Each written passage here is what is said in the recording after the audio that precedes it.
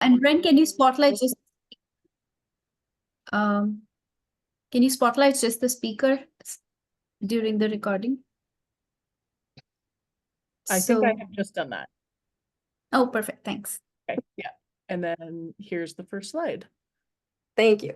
Okay, so basically, I did want to say that, I am based in academia at the moment. I work at Queen's University Belfast, but I'm thinking quite broadly about what peace and security is, thinking very, essentially refusing states as a space to bring security at the same time of, working with civil society in the challenging space we are now, where we need to negotiate funding and access to power and privilege through the state, right?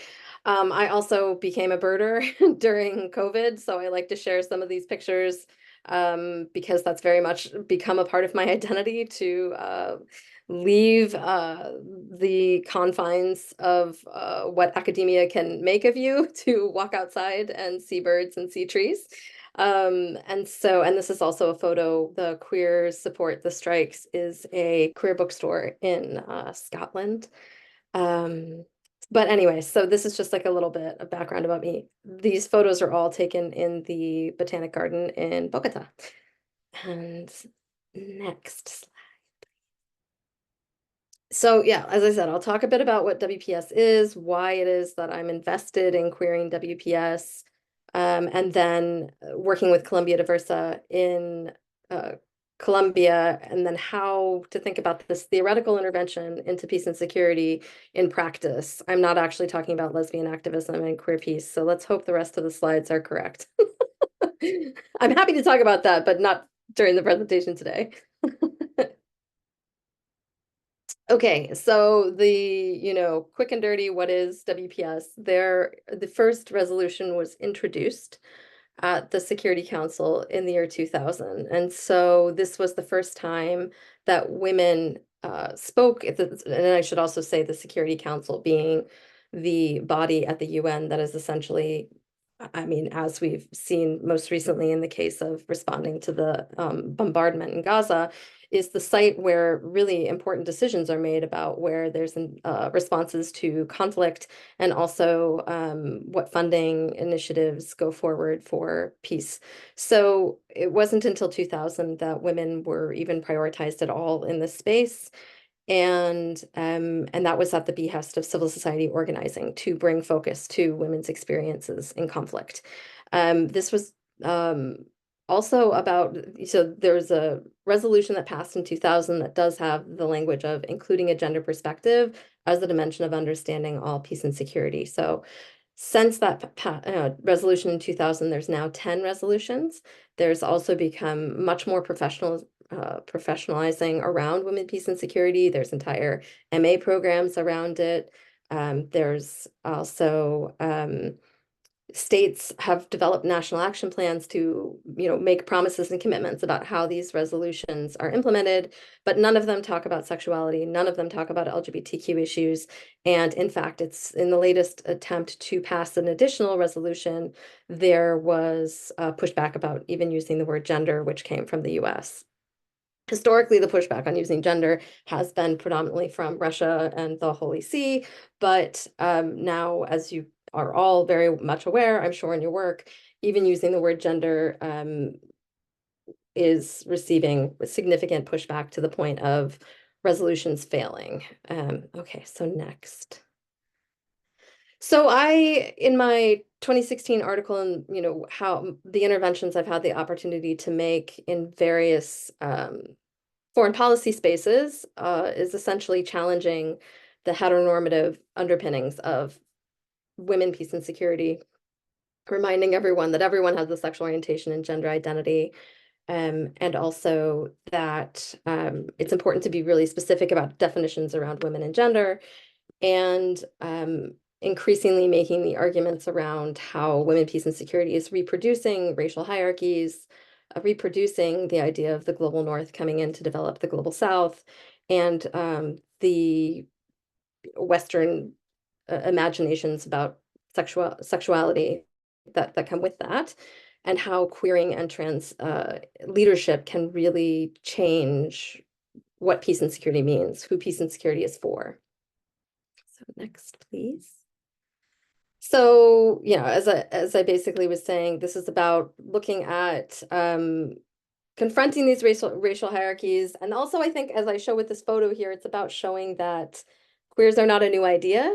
And I think that a lot of times, and we could talk about it a bit later, it's important to talk about definitions, it's important to talk about translation, but I do think that quite often that can be a stopping point for a lot of cis folks and straight folks to kind of avoid their accountability for doing anything. And so I, you know, really just emphasize to everyone, queer people have always been in the room. There were very much queer people who were part of developing any of the resolutions that passed, whether or not that was stated explicitly. And so I think it's this challenging of assumptions, showing images of organizing for queers organizing for peace, dykes organizing for, you know, justice as like a historical part of the movements that we're a part of. Okay, next, please. And so this has brought me to, you know, I've been writing about queering women, peace, and security since 2016, and it was in the past year and a half that I was able to work with Columbia Diversa and Christian Aid to develop a toolkit, which has 3 sections that I can talk about in more detail. But basically querying the foundational pillars of women, peace, and security, which are participation, prevention, protection, and then relief and recovery, which are, you know, frameworks that are likely familiar if you're responding to climate crisis as well. If you're doing YPS, these are similar framings. But what does it mean to think differently about prevention from the perspective of transformative justice informed by the experiences of queer community, for example? And the toolkit not only has the outline of the framework of what it means to do this, but also gives some concrete examples, drawing on the example of Columbia. Next slide, please. So as I said, it was developed in partnership, and it was specifically, we wanted the toolkit to come out at the time it did because Columbia, while being a country that has been at the forefront of women and feminist leadership in peace building, did not have a formal national action plan for implementing women, peace, and security until actually it's going to be released, supposed to be released next month. So it was this moment to really take advantage of the you know, international eyes on what it means to implement women, peace, and security in Colombia, but also the Colombian peace process has been really received a lot of international attention. First, for being the most inclusive in terms of actually including LGBTQ people, and I want to be clear that that was at a lot of organizing by the feminist movement, and certainly there was tension within about what that would look like, but the insistence that the experiences of LGBTQ people in conflict be part of understanding the conflict, but also responding to, you know, what transformation out of this conflict looks like. So it's held up as the most progressive. At the same time, when the peace process was put to a public vote, a referendum, it failed. So it's also become a case that has, I mean, I hesitate to use case, but it quickly in peace and security spaces, countries become cases that become case studies, right? So Colombia is looked at as an example of how easy it is to target use anti-LGBTQ and anti-abortion access as an entry point for pushing back against progress and you know, a liberal agenda with the whole idea of gender ideology. Again, this has become, you know, since 2017, we've all become quite familiar with how this is mobilized, but the Colombian peace deal in 2016 was really one of the earlier examples, at least in terms of how peace and like women, peace and security and the peace and security space were noticing this. Okay, next. So, you know, we, as a way to think through what does it mean to queer WPS in practice, Columbia Diversa, Christian Aid, and myself convened a workshop with like-minded folks. So we weren't inviting people in to debate trans lives, but it was about creating a space to talk about, okay, why aren't we doing this more? What are the opportunities and challenges to bring in LGBTQ activism as a dimension of WPS? And so again, I imagine this probably resonates whether or not you're doing WPS, but there's the constant need to sort of reaffirm why LGBTQ activism is part of women's rights work often. And there was a history of some tension, despite there being, in some instances, lesbian leaders in some of these organizations. So providing a space to have the continued and challenging conversations around this was really important. And I think in the next slide, we talk a bit more about what yeah, so we really wanted to see, what does security mean for LGBTQ women? And part of the focus primarily was on women because in discussions of LGBTQ peace and security or LGBTQ experiences in conflict, the already marginalized lesbian, bisexual, transgender, and queer women often are then not present or not interviewed or not prioritized or funded. So we really wanted to fund and prioritize that community within our work. But so we, created a workshop space where, as you can see in the background there, you've got your Post-its and we've got the pillars around the room, in conversation. What does protection look like for LGBTQ women? What does it mean to take that seriously? What are different visions for security? What are the different risks that are experienced within your community as a way to highlight again that this expertise exists. I feel like part of challenging the assumptions is, again, creating these spaces and facilitating the conversation where it's very clear that there's people who've been working for, their entire lives as queer women doing this work, but perhaps not felt comfortable to lead with that as a part of their work or even their framing of the work they're doing. But it's also about challenging the assumptions about what security means for being a big one, because as you can imagine, post-conflict, in the past, 5, 6 years, there's been a lot of question about how do you actually fund and build the security measures. And actually the risks against human rights defenders in Colombia have skyrocketed. And I think one of the things that was really interesting that came out of the conversations was the push for collective responses to security challenges rather than individual ones, which is quite counter to how the state has been offering security, which I think also sounds very familiar to, in the US context, the idea of responding to gender-based violence being essentially about individualizing these crimes and finding, bringing people to justice in a way that has not been transformative and is actually not what many people are asking for. So part of hosting these spaces is about getting that to paper about what these communities are saying and in a way that they can talk to each other. And these communities, meaning women's organizing and LGBTQ organizing, recognizing these are not explicitly separate groups, but in terms of how the organizations have been siloed, in terms of where the movements are, in terms of advocacy history, they have become very separate in some instances. Okay, next, please. Yeah, and so another issue, a big one, was class and race, as you can imagine, because even with a space that was facilitated to highlight queer and trans leaders as experts, there was a talking down to from certain members of the women's rights movement who had historically been, in the sense of we've worked for decades to be in this space, and who are you to come in and kind of say we haven't been doing this well, or that this is the issue that we also need to take forward. I don't want to make it too simplistic. I mean, they're nuanced interventions, but there was a very clear tension, and I would actually say we experienced a bit of a lack of listening.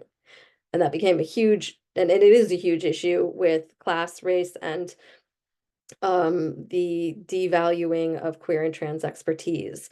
And that's something that I'm committed to as one of the maybe biggest issues moving forward, as there is more opening and opportunity to bring in LGBTQ voices. The challenges of which ones are listened to and who can actually enter these spaces, really persist in a incredibly damaging way that, there is also there are instances where I will actually encourage organizations to not do certain things because they cause more harm if they're not actually engaged with community in a meaningful way. So, okay, so let's see, next slide, please. And I did one of the interviews I did with, I've been doing dissertation. My dissertation was on this topic, and I'm now writing a book that is drawing on interviews with folks in Northern Ireland and in Colombia about, you know, what queering WPS means to them and how they understand peace and peace building. And one thing is none of the LGBTQ organizations except for Columbia Diversa pretty much see their work as part of peace building. I mean, because so much of the work from LGBTQ organizations is still crisis response, mutual aid, direct services. So I'm also in the work I'm doing challenging what counts as peace building work. And this is important in terms of what gets funded. And it's also important in terms of, you know, the future we see for this work. But I just want to highlight that Nikita was really talking about, as a trans man who works in masculinities and, you know, anti-militarization, he didn't actually find that he was welcomed into women's mobilizing spaces. And so that's an interview that I published in a special issue on transing peace studies, which I would really recommend for folks who are interested to know more about this interview and where things are in terms of trans rights and peace building. Okay, let's see, I'd maybe move through the let's see what next slide, so I can finish up. And yeah, these are just a couple other things that I've been working with in terms of engaging with the UN, because there is this movement to include more attention to LGBTQ rights, but I think at the same time, with a queer, you know, a critical queer lens, one must be cautious about what the Security Council is doing around LGBTQ rights. Certainly the, you know, not all actions, to say the least, from the Security Council are positive. So together with a group of activists and scholars, we developed this queer peace and security recommendations to the incoming independent expert who just started his mandate this year, Graham Reed, formerly of Human Rights Watch. So definitely check that out if you're curious to see what sort of recommendations came out of that. And then maybe finish up with, let's see. I did want to highlight this book that I've been working on, just came out this week, and there's a discount code. These books can be astronomically expensive, but I did want to make sure I flashed that on the screen. And there's 2 resource guides actually in this that are open access. One is for from Human Rights Watch on conducting research in conflict contexts and best practices. And then the second one is about experience, you know, how to address experiencing trauma as a researcher, a queer researcher in this space. And so this volume I was motivated to develop with my co-authors because I didn't actually have someone to supervise me in terms of doing this research, you know, and who had experience working with queer communities in conflict. And that's been the case for many of the folks that I've talked to. And so this is kind of addressing that gap. And so I did want to share it with folks today in case that's of interest to you. And I think maybe I'll just end it there so that we have time to actually chat.